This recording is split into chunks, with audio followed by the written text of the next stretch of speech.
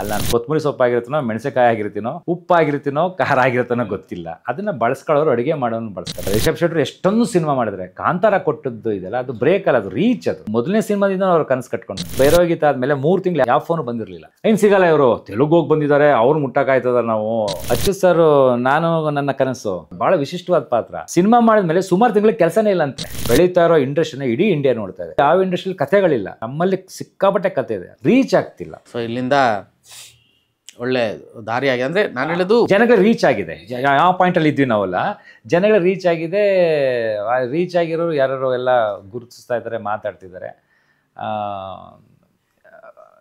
ಇನ್ನು ಮುಂದೆ ಅದೇ ಆಮೇಲೆ ಕೆಲವೊಂದು ಭಾಳ ಒಳ್ಳೆ ಸಜೆಷನ್ಗಳು ಬರ್ತವೆ. ಯಾರು ಹೇಳಿದ್ರು ಸರ್, ತೀರಾ ಹತ್ರದವರೆ, ಸರ್ ಹುಷಾರು, ಅದು ಸಿನಿಮಾ ನಿರ್ದೇಶಕರೇ, ಸರ್ ಇನ್ಮೇಲೆ ಬಂದೆಲ್ಲ ಒಪ್ಕೋಬೇಡಿ ಸರ್, ನೀವು ಸ್ವಲ್ಪ ತೂಕವಾಗಿರೋದು ಒಪ್ಕೊಳ್ಳಿ, ನೀವೇ ಫುಲ್ ಸಿನಿಮಾ ಇರೋಂಗಿರಬೇಕು, ನಿಮ್ಮ ಮೇಲೆ ಅದು ಫೋಕಸ್ ಮಾಡೋಂಗಿರಬೇಕು, ಇನ್ಮೇಲೆ ನಿಮ್ಮದು ಇಷ್ಟೇ ಇದುವರೆಗೂ ನೀವು ಮಾಡಿದ್ದು, ಇನ್ಮೇಲೆಲ್ಲ ನೀವು ನೋಡಿ ಮಾಡಿ ಎಲ್ಲರಿಗೂ ಕೊಡೋಕೆ ಹೋಗ್ಬೇಡಿ ಅಂತಂತ. ಆಮೇಲೆ ಅವ್ರದ್ದೇ ಹೆಸರು ಇದು ಮಾಡಿ, ನೋಡಿ ನಾಳೆ ಇನ್ನು ಯಾವುದೋ ಸಿನಿಮಾ ಮಾಡ್ತಾ ಇದ್ದಾರೆ ನಮಗೆ ಡೈರೆಕ್ಟ್ರು, ಯಾರು ಸರ್ ಅಂತ ಅವನ ಹೆಸರೇ ಹೇಳಿದೆ, ಹಿಂಗೆ ಮಾಡ್ತಾ ಇದ್ದಾರೆ, ಹೋಗೋದೇ ಬೇಡವ ನಾನು ಅಂತಂದೆ. ಸರ್ ನಮ್ಮದು ಬಂದ್ಬಿಡಿ ಸರ್ ನೀವು.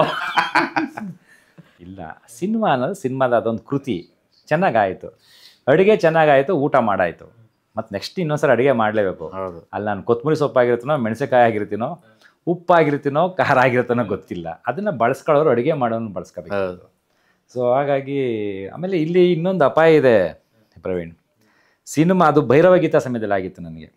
ನಿಮ್ಗೊಂದು ಸಿನಿಮಾ ಇರ್ತಿ ಜಾಸ್ತಿ ರೀಚ್ ಆಗ್ತಿದೆ ಅಂತಿದ್ದಂಗೆ ಎಲ್ಲರೂ ಹೇಳ್ತಾರೆ ನೀವು ಬ್ರೇಕಿಂಗ್ ನೀವು ಬ್ರೇಕ್ ಸಿಕ್ತು ಅಂತಂದು. ಅದು ಬ್ರೇಕ್ ಅಲ್ಲ, ಅದು ರೀಚ್ ಅಷ್ಟೇ. ಅದು ಸತತವಾಗಿ ಮಾಡ್ಕೊಂಡು ಬಂದಿರ್ತೀವಿ. ಈಗ ರಿಷಬ್ ಶೆಟ್ಟಿ ಎಷ್ಟೊಂದು ಸಿನಿಮಾ ಮಾಡಿದ್ರೆ, ಕಾಂತಾರ ಕೊಟ್ಟದ್ದು ಇದೆಲ್ಲ ಅದು ಬ್ರೇಕ್ ಅಲ್ಲ, ಅದು ರೀಚ್. ಅದು ಮಾಡಿರೋ ಕೆಲಸ ರೀಚ್. ಅದು ಮೊದಲನೇ ಸಿನಿಮಾದಿಂದ ಅವ್ರು ಕನಸು ಕಟ್ಕೊಂಡು ಬಂದಿದ್ದಾರೆ. ಪ್ರಶಾಂತ್ ನೀಲ್ ಅವರು ಕಟ್ಕೊಂಡು ಬಂದಿದ್ದಾರೆ, ಯಶ್ ಸರು ಎಲ್ಲ ತುಂಬ ಕಟ್ಕೊಂಡು ಬಂದಿದ್ದಾರೆ. ರೀಚ್ ಪಾಯಿಂಟ್ ಅದು ಅಷ್ಟೇ. ಈ ರೀಚಿಂಗ್ ಆದಮೇಲೆ ಒಂದು ಅಪಾಯ ಏನು ಅಂತಂದರೆ, ಇವರು ಕಾಂತಾರದಲ್ಲಿ ಮಾಡಿದ್ದಾರೆ, ಇವ್ರನ್ನ ಅಷ್ಟು ಸುಲಭವಾಗಿ ನಾವು ಮುಟ್ಟಕ್ಕಾಗಲ್ಲ, ದೊಡ್ಡ ಸಿನಿಮಾ ದೊಡ್ಡ ಪೇಮೆಂಟ್ ಕೊಟ್ಟಿರ್ತಾರೆ, ಆ ಪೇಮೆಂಟ್ ಕೊಟ್ಬಿಟ್ಟು ನಮ್ಮ ಸಿನಿಮಾದಲ್ಲಿ ನಾವು ಮಾಡಿಸ್ಕೊಳಕ್ಕಾಗಲ್ಲ ಅಂತ ಅನ್ನೋದು ಒಂದು ಭಾವನೆ ಬಂದು, ಅದಕ್ಕೆ ಸೆಕೆಂಡ್ ಮಾಡೋದಕ್ಕೆ ಆ ಪಕ್ಕದಲ್ಲೇ ಇನ್ನೊಬ್ರು ಗೆಳೆಯರುಗಳಿರ್ತಾರೆ, ಅವ್ರ ಹತ್ರ ಇನ್ನೊಂದು ಬಾರ್ ಕ್ಯಾರೆಕ್ಟರ್ ಇರುತ್ತೆ. ಹೌದೌದು ಭಾಳ ಬ್ಯುಸಿ ಇದ್ದಾರೆ ಸರ್, ಮೊದಲೇ ಬ್ಯುಸಿ ಇದ್ದರು, ಈಗ ಇನ್ನೂ ಬ್ಯುಸಿ ಇದ್ದಾರೆ ಅಂತಲೂ ಹೇಳೋ ಸಾಧ್ಯತೆಗಳಿದೆ. ಹಾಗಾಗಿ ನಮ್ಮನ್ನು ರೀಚೇ ಮಾಡಲ್ಲ. ಇದರಿಂದಾಗಿ ಕೆಲಸಗಳೇ ಹೋಗುತ್ತೆ. ನಿಜ. ನಾನು ಭೈರವಗೀತ ಆದಮೇಲೆ 3 ತಿಂಗಳು ಯಾವ ಫೋನು ಬಂದಿರಲಿಲ್ಲ. ಇನ್ನು ಸಿಗಲ್ಲ ಇವರು ಅಂತ, ಏನು ಸಿಗಲ್ಲ ಇವರು ತೆಲುಗು ಹೋಗಿ ಬಂದಿದ್ದಾರೆ, ಅವ್ರು ಮುಟ್ಟಕ್ಕಾಯ್ತದ ನಾವು ಅಂತ. ಆಮೇಲೆ ಮತ್ತೆ ಅವ್ರುಗಳಿಗೆ ಆರ್ತಿ ವಿಷಯ ಗೊತ್ತಾಗ್ತಿದ್ದಾರೆ, ಮತ್ತೆ ನಾನು ಅವ್ರಿಗೆ ಫೋನ್ ಮಾಡಿ, ಇಲ್ಲ ಆ ಸಿನಿಮಾದ ಕತೆ ಮುಗೀತದು, ಸಿನಿಮಾ ಆಯಿತು, ರಿಲೀಸ್ ಆಯಿತು, ಮುಗೀತು. ಈಗ ನಾವು ಕಲಾವಿದರು ನಾವು ಮಾಡ್ತಾನೆ ಇರಬೇಕು. ಸುಮಾರು ಸರಿ ಹೇಳ್ತಾ ಇರ್ತಾರೆ, ಈ ದೊಡ್ಡ ಸಕ್ಸಸ್ಸು ಅದೇ ವರನ ಶಾಪನ ಅಂತಾರಲ್ಲ, ಹಂಗೆ ಈ ಸಕ್ಸಸ್ ಒಂದ್ಸಲ ವರ ಆಗಿತ್ತು, ಒಂದ್ಸಲ ಶಾಪನ. ಅಚ್ಯುತ್ ಸರ್ಗೆ ಆಗಿತ್ತಂತೆ ಇದು. ಅಚ್ಯುತ್ ಸರ್ ನಾನು ನನ್ನ ಕನಸು ಸಿನಿಮಾದಲ್ಲಿ ಅವರು ಭಾಳ ಪ್ರಮುಖವಾದ ಪಾತ್ರ, ಅದು ಭಾಳ ವಿಶಿಷ್ಟವಾದ ಪಾತ್ರ. ಇದು ನಾನು ಗೋಪಾಲ್ ದೇಶಪಾಂಡೆ ಅವರು ಹೇಳಿದ್ದು ನನಗೆ. ಅಚ್ಯುತ್ ಸರ್ ನಂಗೆ ನೇರವಾಗಿ ವಿಚಾರ ಹಂಚ್ಕೊಂಡಿಲ್ಲ, ಗೋಪಾಲ್ ದೇಶಪಾಂಡೆ ಸರ್ ಹೇಳಿದ್ದು. ಸಿನಿಮಾ ಮಾಡಿದ್ಮೇಲೆ ಸುಮಾರು ತಿಂಗಳಿಗೆ ಕೆಲಸನೇ ಇಲ್ಲ ಅಂತೆ.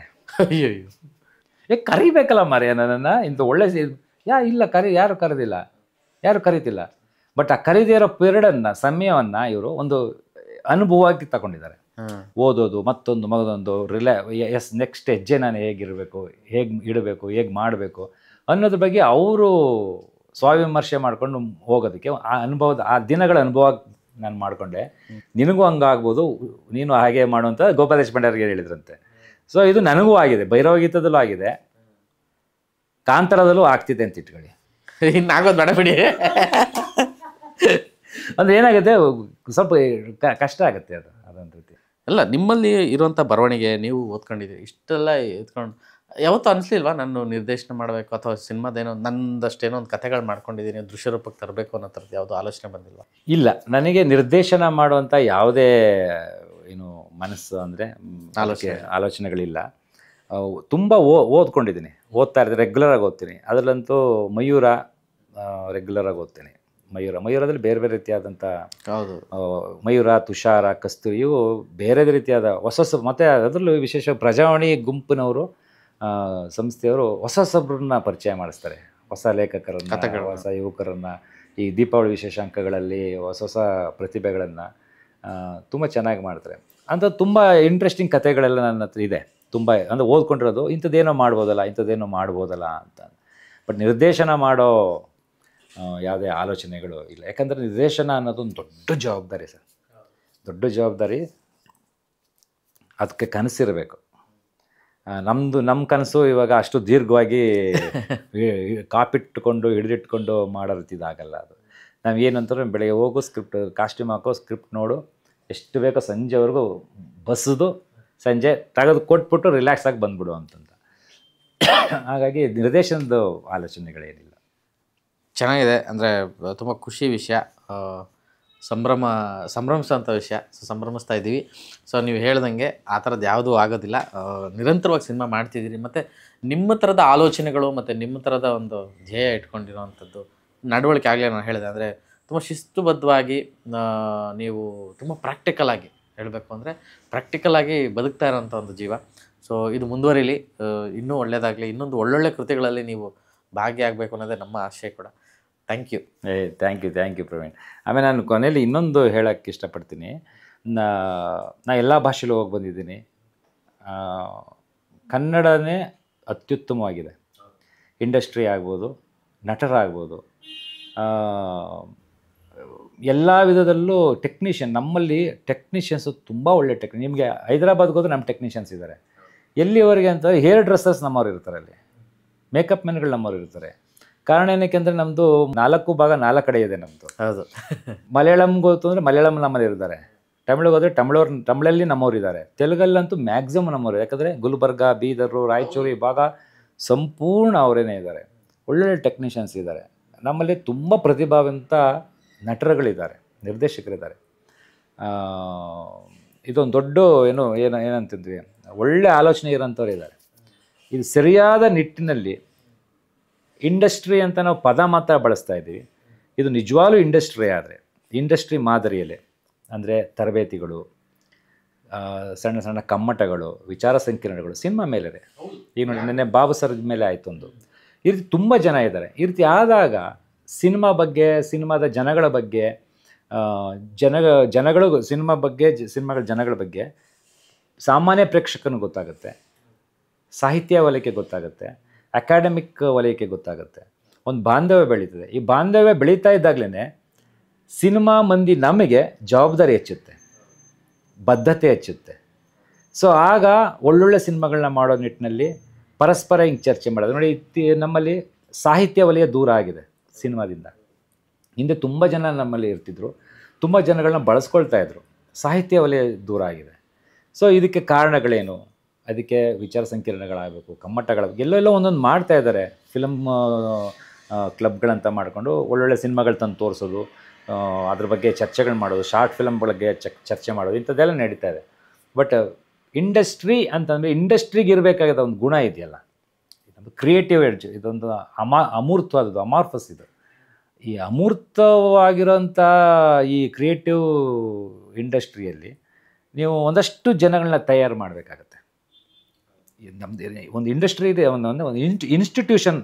ಇಂಡಸ್ಟ್ರಿ ಅನ್ನೋದು ಬದಲು ಇನ್ಸ್ಟಿಟ್ಯೂಷನ್ ರೀತಿ ನಾವು ಹುಟ್ಟಾಕಿದಾಗ, ಇದ್ದವರಿಗೆ ಇನ್ನೂ ಸಬಲತೆಯನ್ನು ಕೊಟ್ಟಾಗ, ಅವಕಾಶಗಳನ್ನು ಕೊಟ್ಟಾಗ, ಬೇರೆ ಬೇರೆ ರೀತಿಯವರನ್ನು ಗಟ್ಟಿ ಮಾಡಿದಾಗ ವಿಚಾರದಲ್ಲಿ ಒಳ್ಳೊಳ್ಳೆ ಸಿನಿಮಾಗಳು. ಯಾಕಂದರೆ ಎಲ್ಲರೂ ಅವರದೇ ರೀತಿಯಲ್ಲಿ ಸಣ್ಣ ಸಣ್ಣ ಗುಂಪುಗಳಾಗಿ ಅವರವರೇ ಹುಡ್ಕೊಂಡು ಇದೊಂದು ಒಳ್ಳೆಯ ಸಬ್ಜೆಕ್ಟು, ಇದೊಂದು ಒಳ್ಳೆಯ ಸಬ್ಜೆಕ್ಟ್ ಅಂತ ಅವರವರೇ ಹುಡುಕಿ ಮಾಡ್ತಾಯಿದ್ದಾರೆ. ಈ ಹುಡುಕಿ ಮಾಡೋದಕ್ಕೆ ಸಮಗ್ರತೆ ಸಿಕ್ಕಿದ್ರೆ, ಈಗ ಕರಾವಳಿ ಅಲ್ಲ, ಈ ಕಡೆ ಏನು ಹಳೆ ಮೈಸೂರು ಭಾಗ, ನಾರ್ತ್ ಕರ್ನಾಟಕ, ಹಿಂಗೆ ಹೊರತುಪಡಿಸಿ ಎಲ್ಲನೂ ಸೇರಿಸಿ ಸಮಗ್ರವಾಗಿ ಒಂದಷ್ಟು ಚಟುವಟಿಕೆಗಳು ನಡೆದಾಗ, ಅಕಾಡೆಮಿಕ್ ಚಟುವಟಿಕೆಗಳು ನಡೆದಾಗ ನಿಮಗೆ ರಿಸಲ್ಟ್ ಚೆನ್ನಾಗಿ ಸಿಗುತ್ತೆ. ಈಗಾಗಲೇ ನಾವು ಮಾಡೋ ಸ್ವಪ್ರಯತ್ನದಿಂದನೇ ಬೆಳೀತಾ ಇರೋ ಇಂಡಸ್ಟ್ರಿನ ಇಡೀ ಇಂಡಿಯಾ ನೋಡ್ತಾ ಇದೆ. ಯಾವ ಇಂಡಸ್ಟ್ರಿಯಲ್ಲಿ ಕಥೆಗಳಿಲ್ಲ. ನಮ್ಮಲ್ಲಿ ಸಿಕ್ಕಾಪಟ್ಟೆ ಕಥೆ ಇದೆ. ದಕ್ಷಿಣ ಭಾರತದಲ್ಲಿ ತುಂಬ ಕಥೆಗಳಿದೆ, ಕನ್ನಡದಲ್ಲಿ ತುಂಬ ಕಥೆ ಇದೆ. ರೀಚ್ ಆಗ್ತಿಲ್ಲ. ಅದು ಮಾಡ್ತಿರೋ ಸಿನಿಮಾಗಳು, ಆ ಕಥೆಗಳು, ಆಲೋಚನೆಗಳು ರೀಚ್ ಆಗ್ತಿಲ್ಲ. ರೀಚ್ ಆಗಬೇಕು ಅಂದರೆ ಎಗೇನ್ ಬಿಸ್ನೆಸ್ ಹೋಗಬೇಕು. ಈಗ ನೀವು ಕತೆ ಮಾಡ್ಕೊಳ್ಳೋನು, ಸಾಹಿತ್ಯಕ್ಕೆ ಓದ್ಕೊಳ್ಳೋನು, ಅವನು ಸಾಹಿತ್ಯಿಕವಾಗಿ ಓದ್ಕೊಂಡು ಸಿನಿಮಾದ ಭಾಷೆ ತಿಳ್ಕೊಂಡು ಸಿನಿಮಾವನ್ನು ಮಾಡಬೇಕಾ, ಮಾರ್ಕೆಟಿಂಗ್ ಮಾಡೋದು ಕಲಿಬೇಕಾ?